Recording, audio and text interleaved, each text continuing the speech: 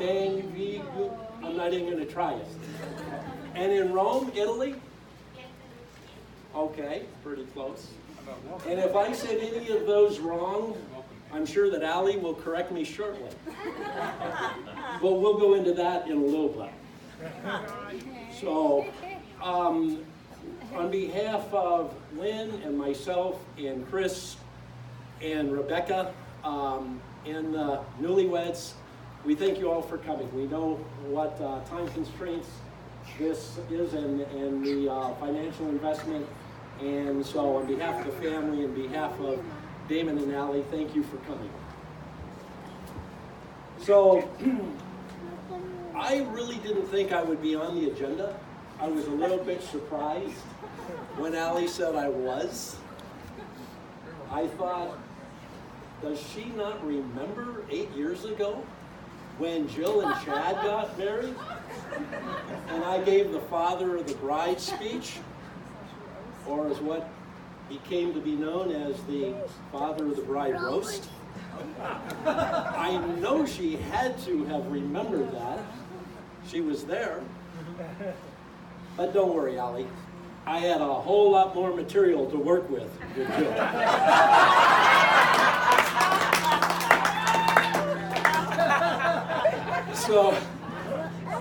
So we won't really go there. Well, not much anyway.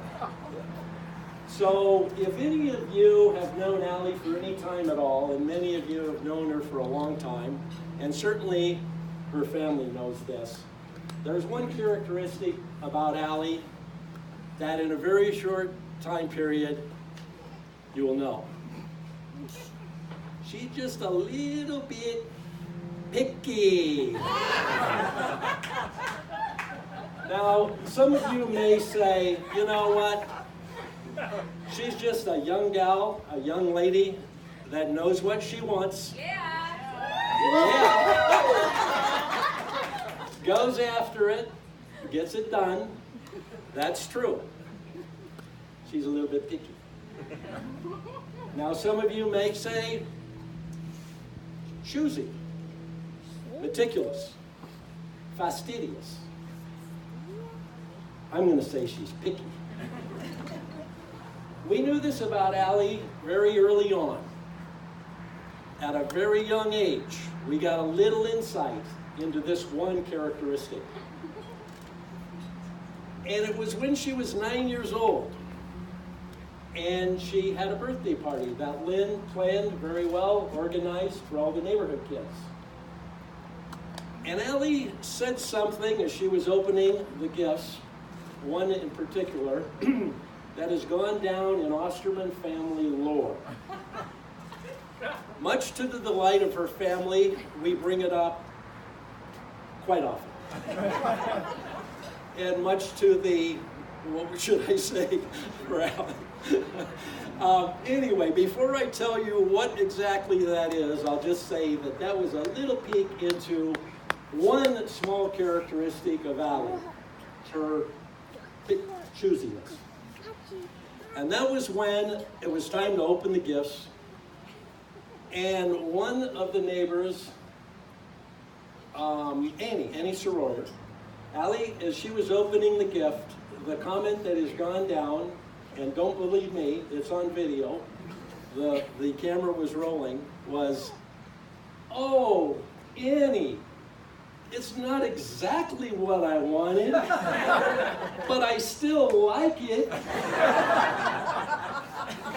Now, little did I know then, but when I analyzed that, what that told me were a few things. And I'm sorry, I'm allergic to the sun and the champagne, so at some points my eyes might water. It's not me getting emotional. I'm allergic to these things. So what it told me about Allie at a very early age is she's going to be very thankful for the things that come to her in her life. Number one. Number two, she's going to be very gracious to the people that have given her opportunities and given her things in her life. And number 3, I forgot. Let me refer. So anyway, that is just one of the characteristics of Allie that we did experience and very early on. Now, Allie, I must say, that's a characteristic that we're making a little bit of fun with, but it's a characteristic that we appreciate in you. So, let me just see where I'm at. Okay, so you know those things about her, that she's going to be gracious, she's going to appreciate those things in her life. Those are the things that we've come to realize is Allie's choosiness, pickiness, and we'll leave it at that.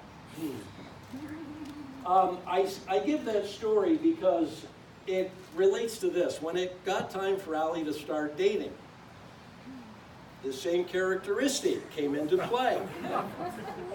And as she turned 22, and then 24, and then 28, and the family's starting to think, is that characteristic of her pickiness going to prevent her from finding somebody that is going to be right for her? And she turned 32. And we're going, Allie, but then she met Damon. And when she met Damon, we realized, and Allie, I think you got exactly what you wanted.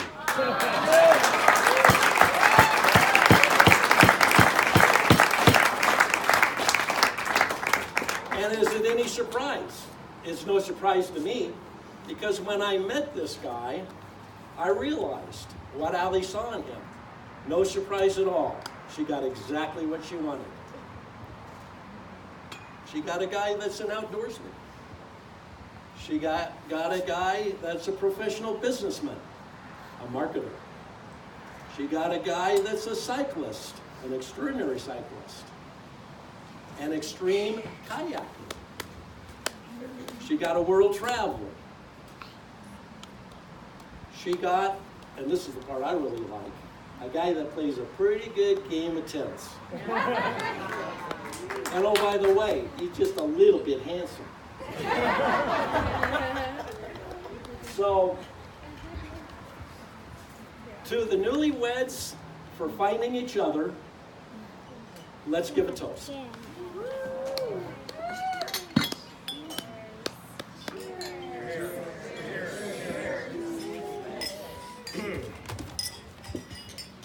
But this wouldn't be a good father of the bride speech without giving a little advice to the newlyweds. And it's not so much advice, it's more observations. And these aren't original. I didn't make them up. But as I was doing a little research, and I read about different father of the bride speeches and different toasts, these are the ones that kind of resonated with me a little bit. So again, they're not necessarily the best, but take them for what they are. So first of all, Damon. I've got 3 pieces of observations or advice for each of you. Damon, the first one is, marriage is a relationship where one person is right and the other is called the husband.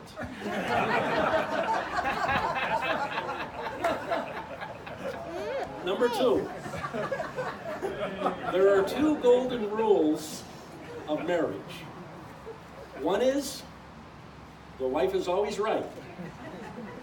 And on those occasions when you think that maybe the wife might not be right, slap yourself and go back and read rule number 1. Cold shower. And on a more serious note, excuse me, my allergies are kicking in. A man marries the girl he loves, and he loves the girl he marries. Allie, my 3 observations / advice. Number 1, the goal in marriage is not to think alike, it is to think together. Number 2, a marriage requires falling in love many times, always with the same person. And number 3, marriage does not make you happy, you make a happy marriage. So with that, and in closing, I want to give a quote from a guy named William Perky. And it's maybe a little bit you can take away with on a way to experience things in life. And that is, love like you'll never be hurt, sing like nobody's listening, and dance like nobody's watching. So later today and this evening, I want to see you all out on the dance floor dancing like nobody's watching.